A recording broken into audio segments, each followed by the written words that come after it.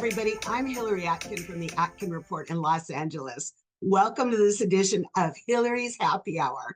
If you're like me and millions of others, you are watching The Penguin on HBO and Max.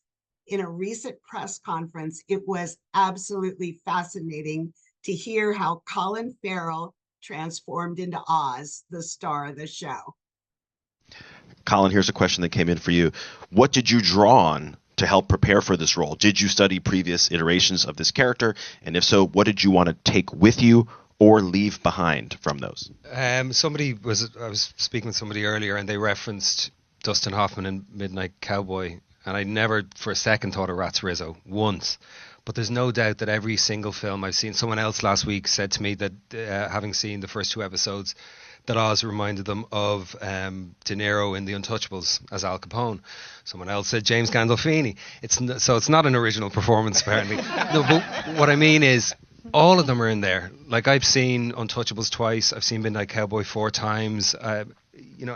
Anything as an actor, anything you ever see, any piece of music you ever hear, it all kind of meets you inside in a place that gets filtered through every single character you do in lesser or greater ways.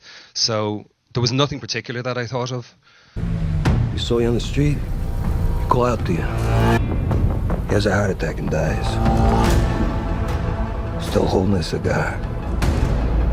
When I read the script first for the Batman, and I've said this before, I was kind of a bit baffled as to what I could do with it or how I would look. I met Matt Reeves to talk about the Batman, and I had just come off a thing called the Northwater that I'd put on 50 or 60 pounds for, and he was like, "Oh my God, you look great, the body's great." And I was like, "Well, tough shit, say goodbye to it, because I'm dropping pounds now. I got to get healthy again. I just finished being bigger for like 6 months."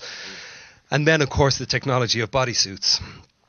And then Matt said, "Have you been talking to Mike Marino?" And I said, "Yeah." And he said, "Have you seen what you're going to look like?" And I said, "What I'm going to look like sounds like a threatening statement almost." "No, I haven't." And Matt went, come here.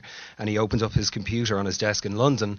And this was about 6 months before we started shooting the Batman. And he said, "Look." And I looked at this sculpt, this creation. And I, like Matt, was confused initially when he saw it. Like, is that going to be, who's that? Is that going to be, I was confused by it. But I was also, it spoke to me so clearly. It spoke of a sense of history, a sense of threat, a sense of violence. Also, there was kind of something sorrowful to the visage as well. It was just so complex. In my neighborhood, they throw a parade in his honor.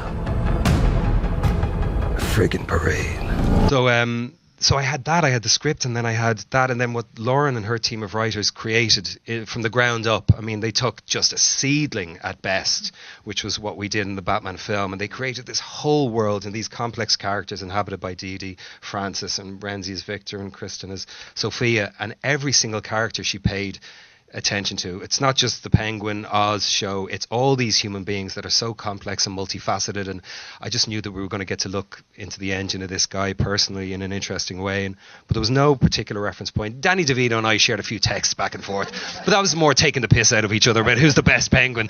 It was nothing to do with it, and sending pictures of action figures and shit, and yours is more accurate than mine. What's up with that? Who did the paint job on my action figure? But nothing too serious or weighty, But the script must have been what you guys created. Did you ever add it all up? Was it 500 pages? I mean, it was a tome. I think you told me at one point how many pages it was, and I was like, please stop telling me how many pages it is. Yeah, wait till I hit you up with Rotten Tomatoes next week. Yeah. For Cristin Milioti, a lifelong fan of Batman, it was a dream come true to get the role of Sophia Falcone. I mean, the first thing that made me want to be a part of it was that they wanted me to be a part of it. But also, I mean, this is like the type of role that is like, it's such a like incredible dream to play because there's so much that happens to her and she goes on such a journey. And I'm also like a very lifelong Batman fan. So I've been dreaming of this since I was very little. And so like on a personal level, it was extremely surreal. And then as an actor, I was like, oh my God, I would read each script and I would like pinch myself when I would realize what I was going to get to do. The Penguin runs Sunday nights on HBO and Max. Enjoy the show.